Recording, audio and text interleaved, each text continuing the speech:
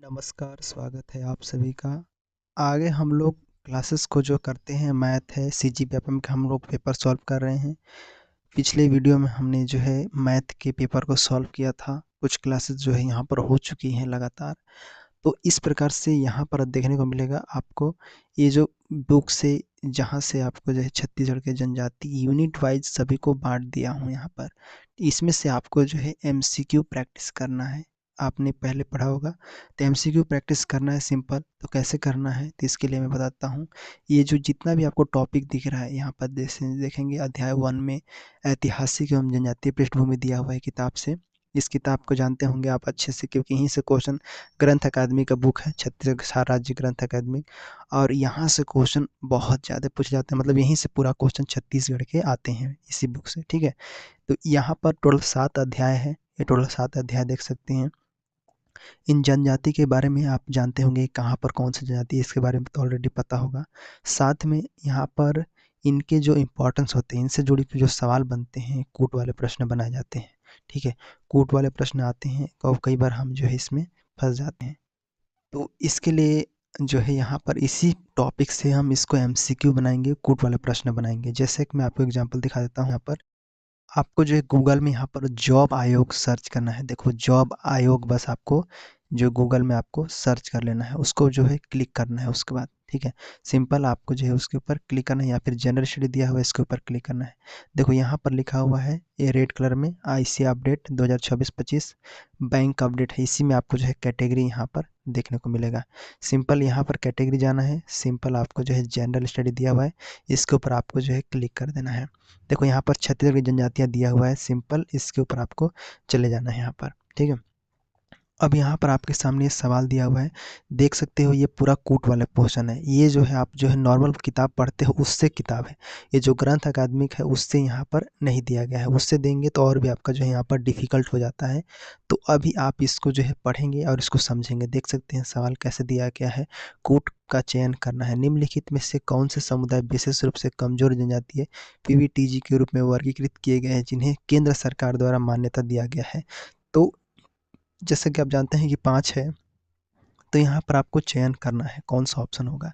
1 2 3 4 होगा, ऐसे जो है आपको सेलेक्ट करना है। तो यहाँ पर देखो 1 2 3 5 यहाँ पर आपको दिया गया है। तो ऐसे आपको जो है यहाँ पर केंद्र सरकार द्वारा यहाँ पर घोषित जनजातियों का, उसके बाद यहाँ पर निम्न में से क्या कार्य हैं पारंपरिक कार्य, जो कि कूट के प्रश्न के साथ आपको यहाँ पर प्रैक्टिस करने को मिलेगा। तो जल्दी से यहाँ पर विजिट कीजिए सभी लोग, और यहाँ पर आपको लगातार एमसीक्यू देखिए पूरा डिटेल से दिया हुआ है, तो इन सभी को सॉल्व कीजिए, ठीक है। और साथ में नीचे जाएंगे तो अगर आप इसको पूरा कर लेते हैं तो इसको जो है ऊपर लिंक दिया गया है, यहाँ से शेयर कर सकते हैं, ठीक है। यहाँ शेयर कर सकते हैं और यहाँ पर नीचे टेस्ट सीरीज भी दे सकते हैं। अगर आप कर लिए हैं तो यहाँ पर कमेंट कर दीजिएगा डन, हमने जो है इस टेस्ट को पूरा कर लिया है। तो आपको जो है अगले टेस्ट में आपको भेज दिया जाएगा, ठीक है। तो ऐसे आपको जो है नीचे यहाँ पर कमेंट करने का ऑप्शन दिया हुआ है, ठीक है। इस पर आपको लिख देना है डन, और पोस्ट कमेंट पर आपको यहाँ पर लिख देना है। इससे आपको हमको पता चल जाएगा कि आपने जो है टेस्ट को कंप्लीट कर लिया है, ठीक है। तो आगे हम लोग और भी जॉइंट टेस्ट है उसमें आपको जाना पड़ेगा। तो यहाँ से आप जो है रेगुलर टेस्ट लगा सकते हैं। क्लियर है। अब चलिए हम जो सवाल बचा हुआ था उसके बारे में कर लेते हैं। जो सवाल हमारे पास बचे हुए थे, जैसे यहाँ पर क्या बचा था, तो चक्रवृद्धि ब्याज से हम लोग यहाँ पर पढ़ रहे थे। आज हम लोग इसको ख़त्म करेंगे। देखो जॉब आयोग आपको जाकर वहाँ पर आपको भरना है। देखो सवाल क्या दिया हुआ है यहाँ पर देख सकते हैं। किसी निश्चित चक्रवृद्धि ब्याज की दर से 500 की धनराशि 6 वर्षों में दुगनी हो जाती है, तो 24 वर्ष बाद यह कितनी हो जाएगी, ठीक है। यहाँ पर 6 वर्षों में जो है धनराशि दुगनी हो जाती है, और कुल समय कितना दिया है, तो 24 वर्ष दिया हुआ है। तो 24 वर्षों में यहाँ पर दिया हुआ है कि 6 वर्ष की दुगनी हो जाती है। तो 24 को अगर हम 6 से भाग देते हैं तो मतलब 4 अंतराल यहाँ पर होता है। कहने का मतलब 4 अंतराल में ये बढ़ता है। देख सकते हैं यहाँ पर लिखा हुआ है कि 24 माह बाद कितनी हो जाएगी, 6 वर्षों में दुगनी हो रही है। तो मतलब 4 अंतराल में यहाँ पर काम कर रहा है। तो अंतिम धनराशि हमें निकालना है। तो 6 अंतराल यहाँ पर देखो, 6 वर्षों में जो धनराशि दुगनी हो गई है उसको लिखेंगे। मतलब यहाँ पर कितना लिखेंगे, 6 वर्षों में क्या हो रहा है, दुगनी हो रहा है। तो मतलब 2, देखो 6 वर्षों में अंतराल धनराशि दुगनी हो रहा है, इसलिए यहाँ पर 4 अंतराल होगा। टोटल टोटल कितना अंतराल, 4 अंतराल यहाँ पर होगा, ठीक है। ऐसा हम लिख सकते हैं। तो 4 अंतराल के बाद दुगना हो जा रहा है, तो कहने का मतलब 2 का 4 हो जा रहा है ऐसे। ये 2 का मतलब इसका अर्थ क्या हुआ कि 2 गुणे 2 गुणे 2 गुणे 2, मतलब ये दुगना हो जा रहा है, 6 वर्ष में ये दुगना हो जा रहा है, ये भी 6 वर्ष दुगना हो जा रहा है, ये भी हो जा रहा है, ये भी हो जा रहा है इसका। और यहाँ पर टोटल किए तो 16 दूनी 4 दूनी 8 दूनी 16, ठीक है। तो प्रारंभिक जो मूलधन है वो कितना है, 500 रुपये है। 24 वर्ष बाद कुल धनराशि कितना होगा, तो 500 का गुणा हम कर देंगे किससे, 16 से, तो हमें पता चल जाएगा कितना, टोटल 8000। यही आपका यहाँ पर राइट आंसर हो जाता है, ठीक है। यहाँ पर ठीक है, 16 25 80 और डबल जीरो लगा दो यहाँ पर, तो आपका हो जाएगा। तो ये आपका 8000 यहाँ पर आपका राइट आंसर हो जाता है। बस इतना ही चीज़ इसमें करना था, आपके यहाँ पर आंसर आ गया, ठीक है। इसमें कुछ नहीं था ज़्यादा। आगे देखेंगे निम्न में से, देखिए यहाँ पर एल और एम, ये देखो ये क्या है, एल है एम है, दोनों समांतर रेखा है, बिल्कुल है। कोण ए कहाँ पर है, तो देखिए कोण ए यहाँ पर देखिए है कोण ए, और कोण बी ये वाला, ठीक है। बराबर क्या होगा ये पूछा जा रहा है। इसको मैं थोड़ा सा और जूम कर देता हूँ आपको देखने के लिए।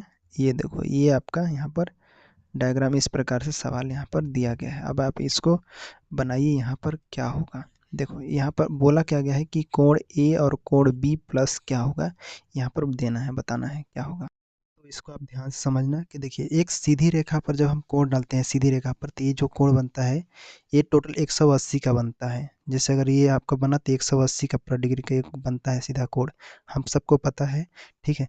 तो यहाँ पर देखिए ये जो है ये टोटल यहाँ से यहाँ तक क्या है, 120 का है, ठीक है।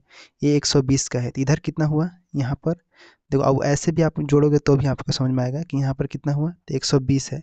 तो यहाँ पर अगल बगल देखोगे या सब देखो, तो ये बचा यहाँ पर कितना, 60 हुआ, ठीक है, 60 हुआ। तभी तो 60 और 20 180 हो जाएगा, यहाँ पर यहाँ 60 डिग्री हो गया, ठीक है।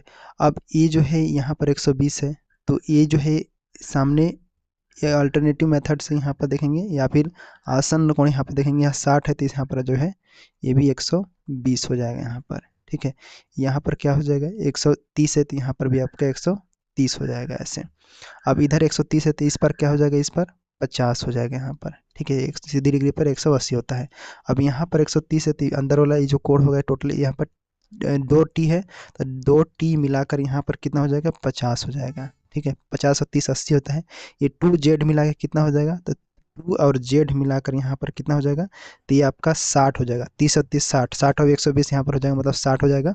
और यहाँ पर 2x मिलाकर कितना हो जाएगा, 2x मतलब दोनों x को जोड़ेंगे यहाँ पर कोण को, तो दोनों x मिलाकर यहाँ पर 160 है, तो 60 और इसके मिला के कितना हो जाएगा, 120 हो जाएगा यहाँ पर। अब इसका भी हम ऐसे भी देखेंगे तो ये शीर्षाभिमुख कोण के माध्यम से यहाँ पर भी 120 हो रहा है, ठीक है।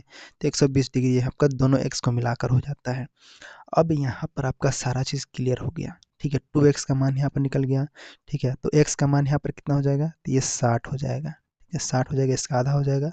2z है तो यहाँ पर z का मान कितना हो जाएगा, तो 30 हो जाएगा।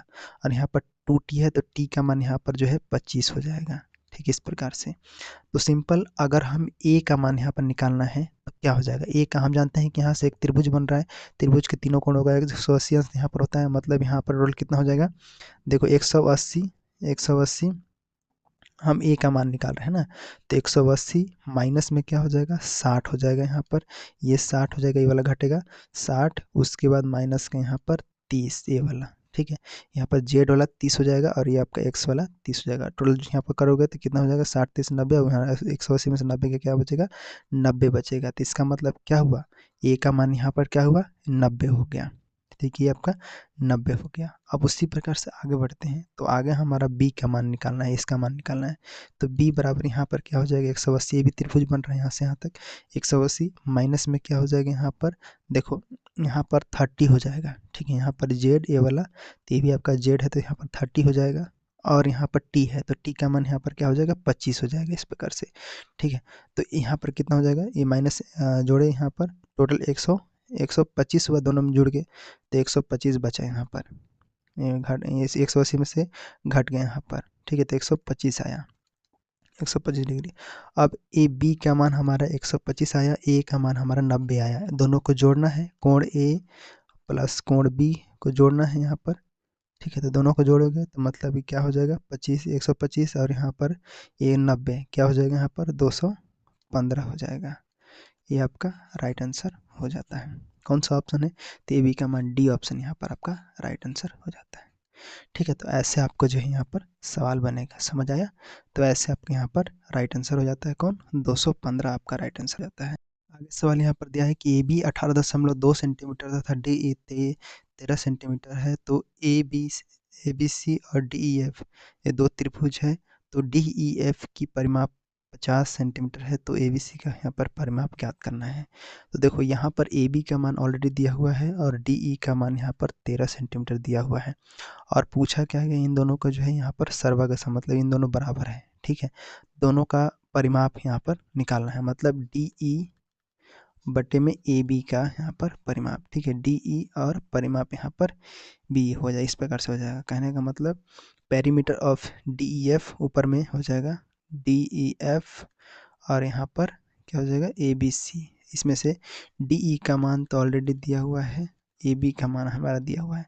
तो अगर हम मान लेते हैं कि त्रिभुज ए बी सी का परिमाप हम मान लेते हैं, परिमाप एक्स है, ठीक है, एक्स मान लेते हैं, तो इसका मतलब ये हुआ कि 50, तो इसका डी ई एफ की 50 परिमाप है, उसके बट्टे में क्या आ जाएगा, यहाँ पर जैसे ए बी सी है तो उस प्रकार से यहाँ पर आ जाएगा 50, और जो माने हैं इसका परिमाप ए बी सी, ये वाला कहाँ जाएगा, नीचे आ जाएगा यहाँ पर। ठीक है, इस प्रकार से बराबर क्या हो जाएगा, 13 ऊपर हो जाएगा, 13 कहाँ दिया है, 13 डी ई का मान दिया हुआ है, और 18.2 क्या दिया हुआ है कि ए बी का मान यहाँ पर दिया गया है। ठीक है, तो अब इसके प्रकार यहाँ पर x का मान निकालते हैं, तो x का मान निकालोगे ऐसे, तो बराबर यहाँ पर 18.2 गुणे में 50 50 हो जाते हैं यहाँ पर, बटे में आपका 13 आ जाता है, नीचे ऊपर आ जाए, नीचे वाला मतलब ऊपर वाला नीचे आ जाएगा, गुणा करोगे यहाँ पर टोटल यहाँ पर 910 आ जाएगा, बटे में 13 भाग दिए 13 सत्ते 91 7 जीरो, यहाँ पर आपका राइट आंसर 70 सेंटीमीटर आपका राइट आंसर हो जाता है। ऑप्शन नंबर बी वाला आपका यहाँ पर राइट आंसर आपका हो जाता है, 70 सेंटीमीटर यहाँ पर राइट आंसर हो जाता है। ठीक है, आगे सवाल यहाँ पर दिया है कि एक समचतुर्भुज की प्रत्येक भुजा 39 सेंटीमीटर है, यदि इसके एक विकर्ण की लंबाई 72 सेंटीमीटर है, तो दोनों विकर्ण की लंबाई का अंतर कितना होगा। तो यहाँ पर भुजा दिया है 39 सेंटीमीटर, और यहाँ पर एक विकर्ण दिया हुआ है, दूसरा विकर्ण हमें पता ही नहीं है। ठीक है, समचतुर्भुज का यहाँ पर क्या निकला है, अंतर निकालना है, लंबाई होगा। ठीक है, भुजा दिया हुआ है 39 सेंटीमीटर और विकर्ण की लंबाई 72 सेंटीमीटर ऑलरेडी दिया हुआ है, तो यहाँ पर अगर हम इसका भुजा का मान निकालेंगे, तो कहने का मतलब यहाँ पर दोनों विकर्ण है, तो एक विकर्ण को हम पी मान लेते हैं, डायगोनल भी मानते हैं, डी मानते हैं, लेकिन यहाँ पर हम पी क्यू मान लेते हैं, कोई दिक्कत नहीं होगा, पी क्यू यहाँ पर। ठीक है, तो इन दोनों का स्क्वायर यहाँ पर मतलब अंडर रूट ए फार्मूला आपका होता है 2, ए आपका फार्मूला होता है, मतलब ए यहाँ पर क्या है, ए बराबर क्या है, समचतुर्भुज की भुजा पी, और क्यू क्या है, पी बराबर और क्यू, पी बराबर और पी क्यू यहाँ पर सम विकर्ण है इनके। ठीक है, तो इसका मतलब यहाँ पर क्या हो जाएगा, ये 39 आपका भुजा है, तो 39 को सामने रखो यहाँ पर। ठीक है, ऐसे 39 को सामने रखें, ऐसे अंडर रूट के अंदर का 72 2 हो जाता है स्क्वायर, प्लस हम x मान लिए हैं, दूसरा विकर्ण को हम x मान लिए, एक विकर्ण का दिया हुआ है, दूसरा विकर्ण नहीं पता है, तो हम उसको x स्क्वायर मान लिए। ठीक है, नीचे आपका 2 किससे आया था, फार्मूला से आया। ठीक है, यहाँ पर 39 गुणा 2 से करोगे, यहाँ पर कितना हो जाएगा, 9 18 8, यहाँ पर टोटल आपका जो है इसका इस पर चला जाएगा, तो मतलब यहाँ पर 78 हो जाता है, 78 का स्क्वायर, इधर आपका ये इस पर जाएगा, स्क्वायर में है ना यहाँ पर। ठीक है, उसके बाद ये 72 का वर्ग है, 72 का मतलब 2 का हो जाएगा 4, और यहाँ पर 8 और 51, मतलब टोटल 51 84 हो जाता है, प्लस का एक्स का स्क्वायर। ठीक है, तो अब एक्स का स्क्वायर इधर आ जाएगा, तो टोटल यहाँ पर क्या हो जाएगा, इसको इसको मतलब इसका भी वर्क कर दोगे, तो यहाँ पर टोटल हो जाएगा 60 84 और माइनस का 51 84। ठीक है, आपका घट जाएगा, मतलब x बराबर कितना आ जाएगा, एक्स स्क्वायर 900। ठीक है, तो x बराबर यहाँ पर क्या हो जाएगा, 30 सेंटीमीटर यहाँ पर आपका हो जाता है इसका।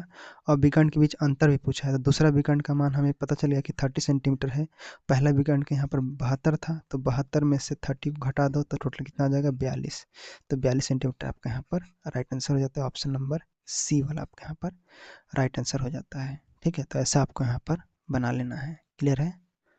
आगे सवाल यहाँ पर दिया गया है, ये सब में पटवारी का पेज को क्वेश्चन है ना, सीजी पटवारी का 2019 के आसपास पूछा गया क्वेश्चन है, तो ये सब हम उसी के पेपर को हम सॉल्व कर रहे हैं, सीजी व्यापम का। जहाँ यहाँ पर देखिए धातु के बने घनाभ का भार 500 किलोग्राम है। यदि इसकी सभी बीमाओं को पूर्व की बीमा का 20% कर दिया जाए तो नए घनाभ का भार कितना होगा। तो घनाभ का अगर हम आयतन ज्ञात करना है, मतलब घनाभ का भार यहाँ पर 500 किलोग्राम दिया है और आयतन ज्ञात करने के लिए हम एल गुणे बी गुणे एच करते हैं। एल क्या है यहाँ पर लंबाई, बी क्या है यहाँ पर चौड़ाई, एच क्या है यहाँ पर ऊंचाई होता है। तो ये आपका इस प्रकार से होता है। तो यहाँ पर 500 दिया हुआ है, ये क्या दिया हुआ है घनाभ का भार है, ठीक है।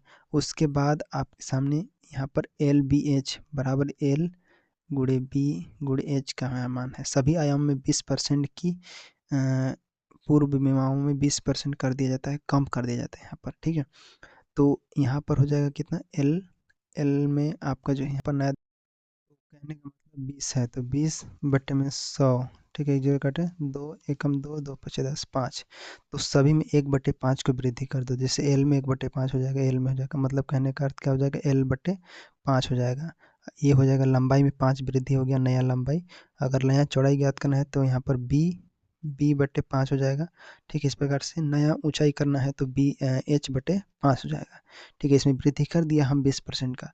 अब वृद्धि तो कर दिया, अब नया भार हमें निकालना है। तो इन सबको गुणा करोगे तो यहाँ पर 5 पचे 25 पचे 125, मतलब यहाँ पर एल बी एच इन तीनों गुणा करने पर 125 आता है, ठीक है। ये आपका आ जाता है। नया भार हमें निकालना है, नया भार निकालना है तो क्या करोगे 500 का भाग दे दो किससे 125 से दे दोगे, टोटल हमारा कितना आ जाएगा, काट दो इसको तो ये आपका 4 से कट जाएगा, मतलब 4 kg। 4 kg का मतलब 4 किलोग्राम। ऑप्शन नंबर यहाँ पर ये वाला आपका राइट आंसर हो जाता है, ठीक है। तो 4 किलोग्राम यहाँ पर आपका राइट आंसर है। आगे सवाल यहाँ पर दिया है कि दो खोखले खोखले बेलनों की सतहों का क्षेत्रफल अनुपात 7:5 है तथा ऊंचाइयों का अनुपात 3:1 है, तब इसके आयतनों का अनुपात कितना होगा, यहाँ पर बोल रहा है। तो हम क्या जानते हैं, हम जानते हैं कि बेलन का अनुपात यहाँ पर दिया गया है। बेलन का पृष्ठीय क्षेत्रफल होता है 2πr/h होता है, ठीक है, 2πr/h, ठीक है। आर बेलन की त्रिज्या होती है, ठीक है, एच ऊंचाई होती है, ठीक। 2π यहाँ पर 2π बेलन का आयतन यहाँ पर 2πr/h होता है। आयतन की ज्ञात करें तो 2π, मतलब आयतन ज्ञात करेंगे तो यहाँ पर πr² होता है, ठीक है। ये आयतन होता है, ये आयतन। और ये आपका जो है पृष्ठीय क्षेत्रफल होता है, पृष्ठीय क्षेत्रफल होता है 2πr/h होता है। और πr² जो होता है बेलन का आयतन होता है। तो यहाँ पर दिया क्या है कि क्षेत्रफल दिया है 7 और 5 दिया हुआ है, इसको वेरिएबल के साथ जोड़ दो तो 7x 5x हो जाता है। मतलब कहने का अर्थ क्या हुआ कि 7/5 x जोड़ दो यहाँ पर, तो ये जो 7 है, ठीक है, ये 7 है और इनकी ऊंचाइयों का अनुपात 3 और 1 दिया हुआ है, तब इनके आयतनों का अनुपात ज्ञात कीजिए। तो पहले हम यहाँ पर इनका हम पृष्ठीय निकालते हैं, मतलब 2 पहले ऊपर वाला निकालते हैं तो 2πr, 2πr आर का मान दिया है नहीं, एक ठो कैपिटल आर कर देते हैं, 7 वाला को कैपिटल आर कर देते हैं, इसको स्मॉल कर देंगे, इधर 3 हो जाता है। नीचे आओगे तो 2π स्मॉल आर कर देते हैं इसको, और इधर 1 है, यहाँ पर कुछ नहीं, 1 है, इस प्रकार से। अब इधर एक से x कट जाएगा, मतलब 7/5, और इधर आपका जो है 3, ये दो भी दो कट जाएगा, ये भी कट जाएगा पूरा, तो यहाँ पर 3r/r बचेगा। कहने का मतलब देखो 7 बट्टे में यहाँ पर 5 बराबर 3, कैपिटल में r, नीचे स्मॉल r बचता है, ये इधर आएगा। तो आपका कैपिटल आर स्मॉल आर बराबर यहाँ पर 7 और इधर गुणा हो जाएगा, मतलब 7/15 हो जाता है यहाँ पर, ठीक है। तो ये बड़ा वाला आर का त्रिज्या, आर का यहाँ पर 7 है, छोटा वाला त्रिज्या यहाँ पर 15 है, ठीक है। इस प्रकार से अब दोनों की त्रिज्या यहाँ पर आ गया हमारा 7 और 5। अब आयतन निकाल लो, आयतन निकालोगे तो πr² होता है, मतलब इसका आयतन निकालते हैं और इसका आयतन निकालते हैं। तो पहला वाला को आयतन निकालेंगे तो यहाँ पर क्या हो जाएगा, पाई आर का मान यहाँ पर क्या है 7 है, तो 7 का स्क्वायर किए और गुणे में आपका 3 कर देना है, ठीक है। तो एच है लास्ट में, एच हाइट है यहाँ पर, इसको गुणा किए तो 49, यहाँ पर 3 गुणा किए तो मतलब 147 हो जाता है। अब दूसरा हम दूसरे बेलन का निकालते हैं तो पाई उसका 15 का स्क्वायर हो जाएगा, ठीक है। 15 ये गुणा में है ना, सब गुणा में है, ये भी गुणा में है, तो 15 का स्क्वायर इधर आपका 1 है यहाँ पर, ठीक है। तो इसको किए यहाँ पर 225 हो जाता है, यहाँ पर 225। अब कुछ नहीं करना है, यहाँ पर 147 को 225 मतलब 147 अनुपात 225 हो जाता है, ये आपका राइट आंसर है। कहाँ है ऑप्शन में? तो ऑप्शन में यहाँ पर 147 ऑप्शन में तो है ही नहीं यहाँ पर। तो यहाँ पर ऑप्शन नहीं है तो उपयुक्त में से कोई नहीं यहाँ पर होगा। ठीक है, उपयुक्त में से कोई नहीं। देखो ऐसे क्वेश्चन भी आपको जो है पूछा जाता है यहाँ पर। तो यहाँ पर ध्यान देना 147:2 है। एकदम ध्यान से देखो अच्छे से, इस प्रकार के सवाल आपको यहाँ पर देंगे और यहाँ पर आपका उपयुक्त में से कोई नहीं, आपको मारना है आंसर। ठीक है, इस प्रकार से आपको यहाँ पर बनता है। आगे सवाल यहाँ पर दिया गया है कि 4 लड़के पिस्टल से मतलब एक साथ गोली दागते हैं। इसके पश्चात वे प्रत्येक 4, 5, 6 तथा 8 सेकंड के अंतराल पे गोली दागते हैं। प्रथम बार एक साथ गोली दागने के पश्चात 30 मिनट में वे कितनी बार एक साथ गोली दागते हैं? कहने का मतलब 4 लड़के हैं, क्रमशः 4, 5, 6 और 8 सेकंड के अंतराल पर पिस्टल से गोली दागते हैं। तो मतलब यहाँ पर सूत्र भी लग सकता है, जैसे कौन सा? एलसीएम। एलसीएम का फॉर्मूला है, मतलब दो संख्याओं का एलसीएम सबसे छोटी। यहाँ पर उभयनिष्ठ भी देखेंगे, मतलब माना, यहाँ पर मान लेते हैं कि 30 मिनट में एक्स गोलियां दागते हैं। ठीक है, ऐसे हम इसको मान लिया। ठीक है, एक्स गोलियां दागते हैं। तो 4 लड़के हैं, 4, 5, 6, 8। ठीक है, 4, 5, 6 और 8 है। ठीक है, इनका हम एलसीएम ले लेते हैं। ठीक है, एलसीएम इतना सेकंड है ना, तो इनका हम एलसीएम ले लिए तो कितना हो गया? 4, 20, 20 मतलब 120 हो जाता है यहाँ पर। 120, इसका मतलब क्या हुआ? 120 सेकंड हुआ ना, तो सेकंड इसको मिनट में बदलेंगे तो क्या हो जाएगा? 2 मिनट हो जाएगा। ठीक है, 2 मिनट यहाँ पर। एक बार गोली दागने के पश्चात 4 लड़के 30 मिनट में गोली दागते हैं, मतलब 30 मिनट में वे कितने गोली दागेंगे? मतलब 30 का यहाँ पर 2 से भाग दे दो ऐसे। ठीक है, क्योंकि 2 मिनट में निकल गया तो 30 मिनट में बोल रहा था, 30 के यहाँ भाग दिए तो मतलब टोटल कितना आ गया? एक बार गोली दागने के बाद 4 लड़के 30 मिनट में कितने गोली दागेंगे? तो 15 गोली। ठीक है, 15 गोली आपका यहाँ पर राइट आंसर है। कौन सा ऑप्शन है? तो बी ऑप्शन यहाँ पर राइट आंसर हो जाता है। ठीक है, 15 गोली आपका राइट आंसर होगा यहाँ पर। आगे सवाल यहाँ पर दिया गया है, देखो। 2 अंकों का एलसीएम मतलब लघुत्तम समापवर्तक का महत्तम समापवर्तक 5083 तथा 23 है। यदि एक अंक 391 है तो दूसरा अंक क्या होगा? यहाँ पर बोल रहा है। तो दो संख्याओं का एलसीएम हम लेते हैं, तो यहाँ पर दिया हुआ है टोटल दो संख्याओं का मसा भी दिया हुआ है। उनमें से एक संख्या यहाँ पर 391 है। ठीक है, तो दो संख्याओं का इसका फॉर्मूला अगर लगाएंगे तो दो संख्याओं गुणनफल, दो संख्याओं का महत्तम बट्टे गुणे लसा, इस प्रकार से हो जाएगा। ठीक है, तो यहाँ पर मान लेते हैं कि दूसरी संख्या क्या है? दूसरी संख्या एक्स मान लेते हैं। ठीक है, एक्स मान लेते हैं। 391 गुणे में एक्स कर दो यहाँ पर गुणा, बराबर किसके बराबर है? तो ये आपका जो है 5083 गुणे 23 के बराबर है। ठीक है, तो हम एक्स का मान निकालेंगे। ठीक है, एक्स का मान इधर निकालेंगे तो क्या हो जाएगा? इधर 5083 गुणे में 23 हो जाएगा, बट्टे में आपका 391 हो जाता है। अब हम इसको कट कर लेते हैं तो इसको थोड़ा कैलकुलेटिव हो जाएगा। यहाँ पर मैं इसको थोड़ा सा कट करता हूँ, तो यहाँ से 23, 23 एकम 30, मतलब टोटल यहाँ पर 8299 आएगा यहाँ पर। तो 9 में देखोगे एक है या दो है? दो है। ठीक है, ये 9 आएगा और यहाँ पर टोटल 9, 8, 9, 2 9 आएगा। मतलब कहने का बी ऑप्शन यहाँ पर आपका राइट आंसर हो जाता है। ठीक है, यहाँ पर 299 आपका राइट आंसर आ जाएगा। ठीक है, ऐसे आपको यहाँ पर इसको कैलकुलेट करेंगे तो 299 यहाँ पर आपका राइट आंसर हो जाता है। क्लियर है? यहाँ पर आगे सवाल दिया हुआ है कि दशमलव करके है 0081 1/4, यहाँ पर दिया है 0016 1/4 इंटू यहाँ पर 0.5 है, इस प्रकार से।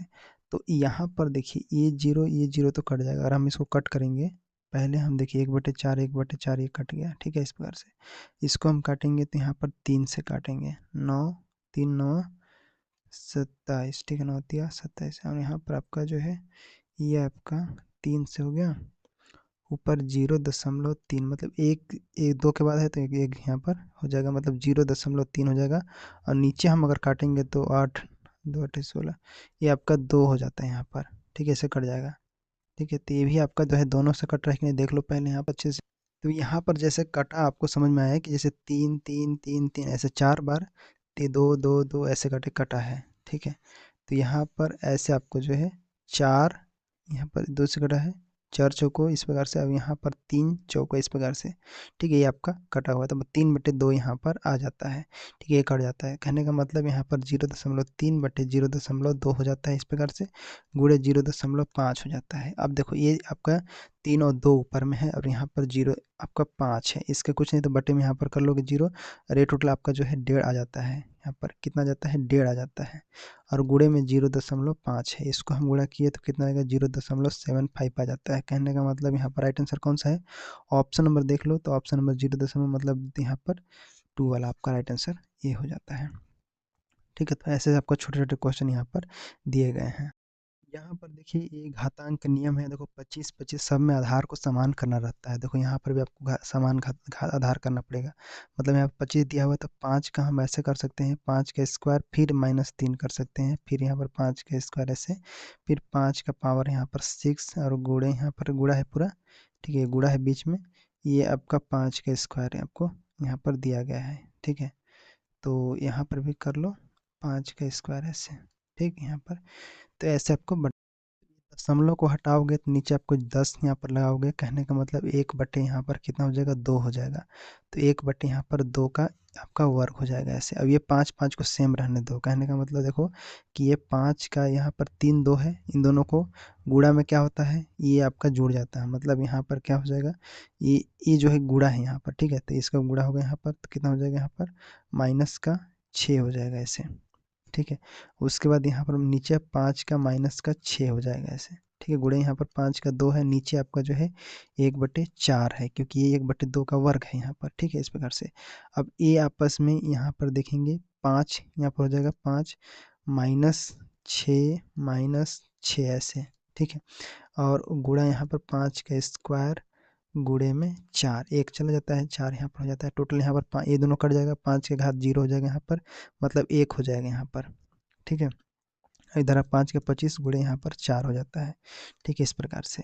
तो 1 का गुणा यहाँ पर कितना हो जाएगा 25 चौको यहाँ पर 100 हो जाता है, तो 100 का 100 मतलब ए का मान यहाँ पर 100 हो जाता है, ये वाला ए का मान यहाँ पर कितना हो जाए 100, तो कहने का अर्थ मतलब 10 के घात यहाँ पर 2, 10 के घात यहाँ पर 2 हो जाता है, मतलब ऑप्शन नंबर यहाँ पर डी वाला आपका राइट आंसर हो जाता है, 10 के पावर यहाँ पर 2 हो जाता है, ठीक है, इस प्रकार से। आगे देखो 35 विद्यार्थियों की कक्षा में विद्यार्थी की औसत आयु 17 वर्ष है, उस कक्षा के कक्षा शिक्षक तथा विद्यार्थी की औसत आयु 18 वर्ष है, तो शिक्षक की आयु क्या होगी यहाँ पर बोला जा रहा है। 35 छात्रों की औसत आयु यहाँ पर 17 है, मतलब कहने का अर्थ क्या है, और शिक्षक छात्रों और शिक्षक की औसत आयु 18 वर्ष है, ठीक है, यहाँ पर दिया गया है। तो हमें यहाँ पर मानना है शिक्षक की आयु, तो इसको मान लेते हैं कि 1 से, ठीक है, यहाँ पर तो छात्रों की आयु का योग निकालने के लिए मैं बताया हूँ, एवरेज यहाँ पर गुणा होगा, मतलब 17 का गुणा किससे हो जाएगा 35 से हो जाएगा, टोटल यहाँ पर कितना आ जाएगा 595 वर्ष, ये आपका आयु का योग आ जाता है यहाँ पर, ठीक है। अब छात्रों और शिक्षक के आयु का योग निकालेंगे, ये आपका किसका हो गया छात्रों का आयु का योग यहाँ पर, और यहाँ पर छात्रों और शिक्षक दोनों का, शिक्षक का मतलब 18 का गुणा किससे होगा, तो यहाँ पर 36 से हो जाएगा यहाँ पर, ठीक है, 36 यहाँ पर 18 का वर्ग यहाँ पर 36, मतलब टोटल यहाँ पर कितना हो जाएगा ये 648 हो जाता है यहाँ पर, ठीक है। तो अब 648 में से 595 घटा दो, कितना हो जाएगा यहाँ पर 53 हो जाएगा वर्ष, यही आपका राइट आंसर है यहाँ पर। कौन सा ऑप्शन, ऑप्शन नंबर ए वाला आपका यहाँ पर राइट आंसर हो जाता है, ठीक है। यहाँ पर समझ में आया, 35 था, एक एक शिक्षक जाएगा तो 36 हो जाएगा यहाँ पर, इसीलिए यहाँ पर 36 लिख दिया, ठीक है, ये 36 आ गया। 18 वर्ष था, 18 वर्ष औसत आयु था इन लोगों का, योग निकाला, दोनों का योग निकाला, छात्र का और विद्यार्थी और शिक्षक दोनों को मिला का आयु का योग, फिर दोनों में से माइनस कर दिया, जो बचा वो शिक्षक का आयु यहाँ पर 53 वर्ष आपका राइट आंसर हो जाता है। क्लियर है। आगे सवाल यहाँ पर देखिए, एक पानी की टंकी दिया है, टंकी का 4/8 घंटे में भरे, तो टंकी का आधा भाग भरने में कितना समय लगेगा, ये तो टाइम और वर्क है। तो पानी की टंकी कितना भरता है 4/7 भाग 8 घंटे में यहाँ पर भरता है, समय 8 घंटे है।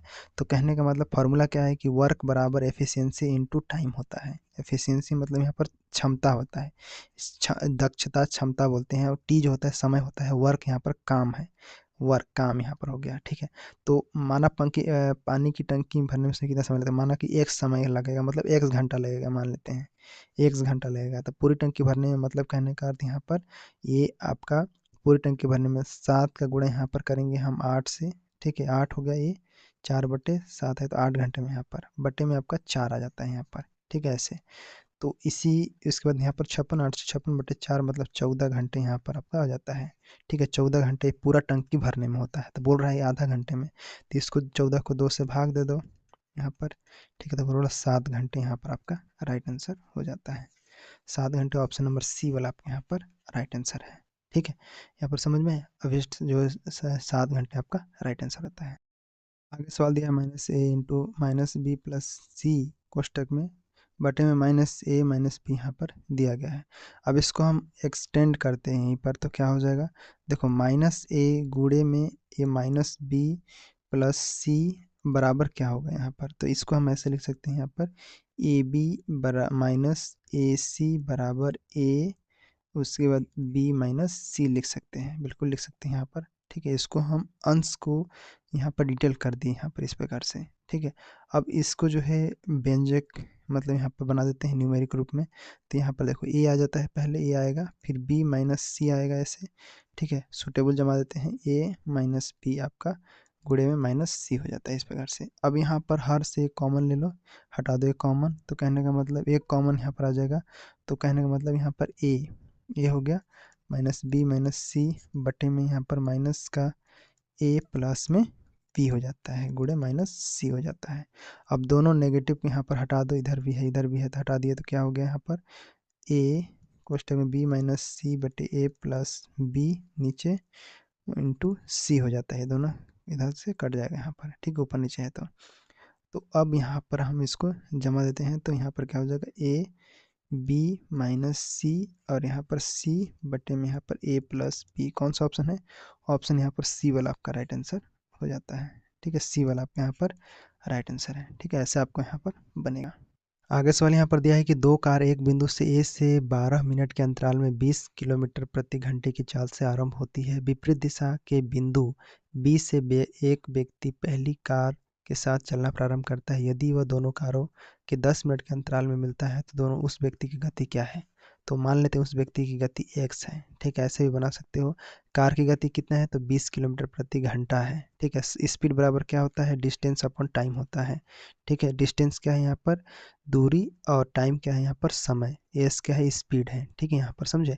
अब बोल रहे हैं कि 12 मिनट में अंतराल ज्ञात करना है, तो मतलब कहने का अर्थ है कि कार 12 मिनट में दूरी तय करता है, कितना करता है, तो 12 बटे में नीचे आपका जो है कितना हो जाएगा 60, ठीक है। 60 गुणे 20 हो जाता है यहाँ पर, इसका मतलब 4 किलोमीटर यहाँ पर तय करता है। ये 0 ये 6 2 6 का मतलब यहाँ पर कट जाएगा, 3 दूनी 6 6 दूनी 12 3 आपका 2 ऐसे, ठीक है।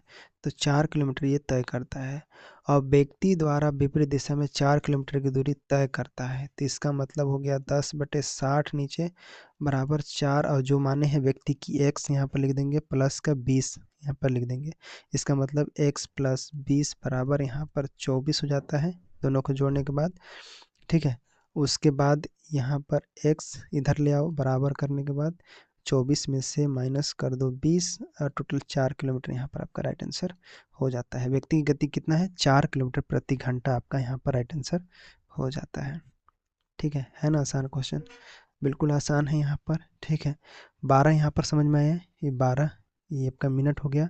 अब यहाँ पर किलोमीटर है, तो किलोमीटर के साथ क्या आना चाहिए, घंटा आना चाहिए, इसीलिए हम यहाँ पर 60 से इसको भाग दिए यहाँ पर, ठीक है। समझे, यहाँ पर 10 मिनट लिखा है ना, ये आपका 60 दिया, और यहीं पर 12 मिनट है, इसको घंटा में बदलेंगे तो क्या करेंगे 60 से भाग देंगे यहाँ पर, ठीक है। तो ऐसे इसीलिए यहाँ पर 60 और यहाँ पर भी 60 लगा है, तो कन्फ्यूज़ नहीं होना, आराम से देखो, बनाओ अच्छे से, सिंपल तरीके से बन जाएगा आपका। यहाँ पर आगे सवाल दिया है, यदि a/b 3/4 है तो a² b² अनुपात a+b का होल स्क्वायर का मान क्या होगा। देखो यहाँ पे वेरिएबल के साथ जोड़ सकते हो, जैसे a और b का यहाँ पर दिया गया है, तो a को आप 3x कर लो और b को 4x कर लो, ऐसे वेरिएबल के साथ जोड़ते हैं, वेरिएबल मतलब 4, ठीक है। तो a+b का होल स्क्वायर जानते हो ना, यहाँ पर इसका मान निकालना है, यहाँ पर इसका मान निकालना है, सूत्र यहाँ पर, ठीक है। तो जैसे जैसे दिया हुआ, जैसे यहाँ पर a दिया हुआ है, यहाँ पर ऐसे दिया हुआ है, सबका मान रख दो a और b की जगह। कहने का मतलब 3x का स्क्वायर कर दो प्लस यहाँ पर 4x का स्क्वायर कर दो, अनुपात लगा दो, फिर यहाँ पर 3x है a का मान, तो यहाँ पर 3x प्लस 4x का होल स्क्वायर कर दो यहाँ पर, ये आपका 9x हो जाता है, 9x का स्क्वायर और प्लस में 16x का स्क्वायर बराबर यहाँ पर ये आपका 4 3 7 7x का स्क्वायर हो जाता है। इधर आपको जोड़ोगे 9 16 25 हो जाता है, 25x का स्क्वायर बराबर अब इधर 49x का स्क्वायर हो जाता है ऐसे। ठीक है, तो यहाँ पर स्क्वायर स्क्वायर कट जाएगा, 25 और यहाँ पर अनुपात 49 आ जाता है। 25:49 आपका यहाँ पर राइट आंसर है।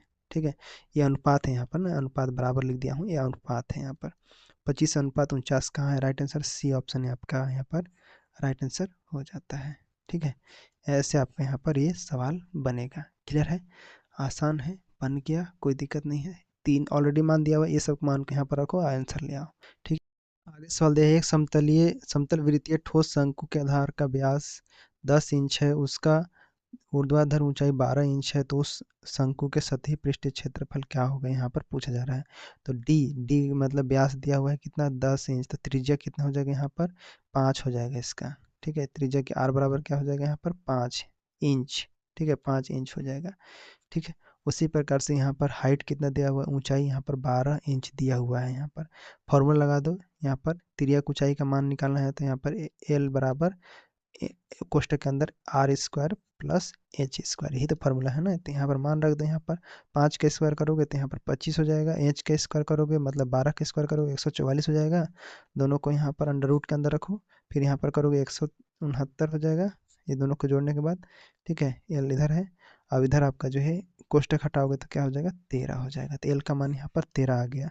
ठीक है, आप फार्मूला पर रख दो, फार्मूला क्या होता है यहाँ पर पृष्ठीय क्षेत्रफल निकालने के लिए यहाँ पर क्या होता है पाई आर, क्या होता है देखो फार्मूला निकालना है, मतलब ए क्षेत्रफल पृष्ठीय क्षेत्रफल निकालना है, तो ए बराबर हम लिखेंगे पाई आर, आर प्लस एल हम लिखते हैं। ठीक है, तो यहाँ पर पाई तो ठीक है, पाई लिखना है 5, आर का मान यहाँ पर 5 दिया हुआ है, और इधर पे आर 5 है, प्लस में यहाँ पर एल का मान यहाँ पर क्या है 13 है, तो यहाँ पर हम क्या लिख देंगे 13 लिख देंगे ऐसे।